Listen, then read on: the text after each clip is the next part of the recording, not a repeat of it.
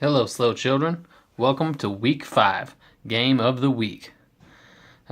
Week 4, weird week. I'm pretty sure I didn't win any, maybe one. I don't know. I didn't look, but it was crazy. I know I missed game of the week. Me and Mike had a hell of a match.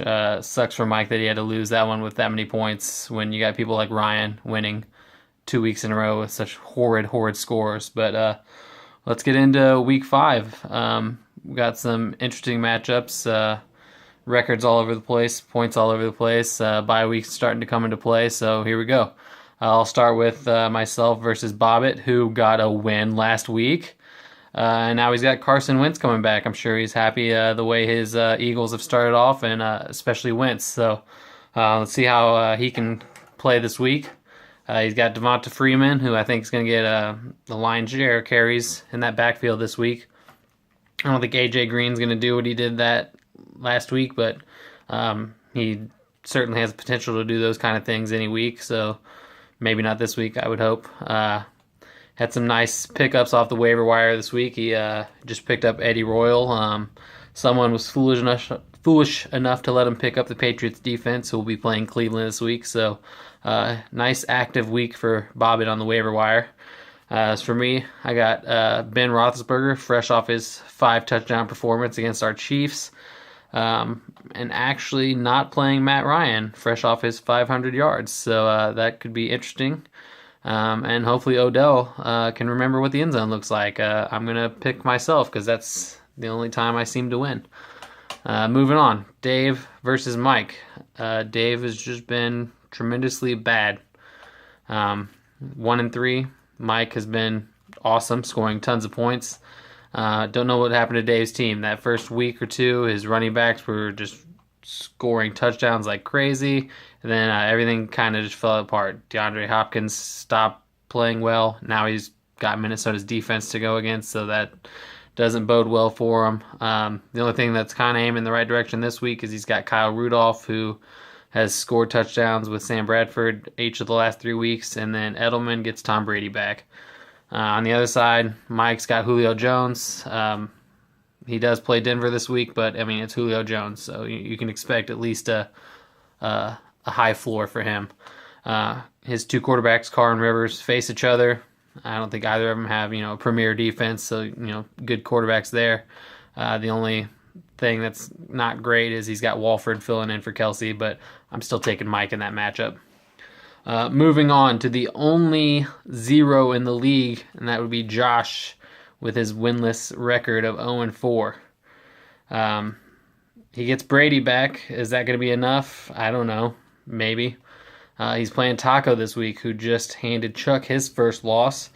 He's got Breeze on a bye, but he's got Aaron Rodgers and Lacey to lead the way, and I think they've got a pretty good matchup against the Giants, whose defense is hit or miss. The only real question is what can his wide receivers get him this week. So if there's any week that Josh can get on the board, I think it's this week against Taco. That being said, I'm going to pick Taco because it's Josh. Moving on, match number 4, Brady versus Mitch. A couple of 2-2 teams. Mitch on the up and up. Brady kind of just wading the waters in the middle. He's got to start Flacco this week, but I think Le'Veon Bell coming back last week, we all saw that there was no rust there, and he's top 5 running back just where he was last year. Downside to his team, it just looks like he's got too many wide receiver 2s. He's got everyone on that team's playing second fiddle to their teammates.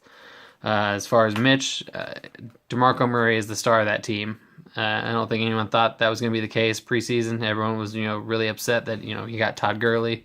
But Murray's just been tearing it up this year. He's also got a couple people making their first starts for his team. He picked up Cameron Brate and Brian Hoyer. He's plugging them right in, starting them. And they both had success over the last 2 weeks. So I'm going to pick Mitch to advance and get a winning record at 3-2. Moving us to this week's game of the week. 2 3-1 teams. A lot of championship history between these two. Ryan versus Chuck. It starts off right at Thursday Night Football. Ryan's got David Johnson. And with Carson Palmer out, he's going to get a lot of touches. Now, whether that's a good thing or a bad thing, I think he can handle it. He's bound to bust a couple of these things loose. If they get it anywhere close to the end zone, I mean, that guy's got a nose for it. So another one of those high floor guys. He's gonna get his points somewhere. Gronk, he gets Brady back, and he's got eyes for him, so expect good things for him. And I think Kelvin Benjamin against that Atlanta secondary, he's going to get back to form, and he's going to have another good week. The thing about Ryan is he's just got atrocious quarterback play, and that's really where he falls apart. On the other side, Chuck, the bye week takes out 3 of his 6 wide receivers, really forcing his hand. So he has to start Marshall, Deshaun, and Travis Benjamin. He's got no choice.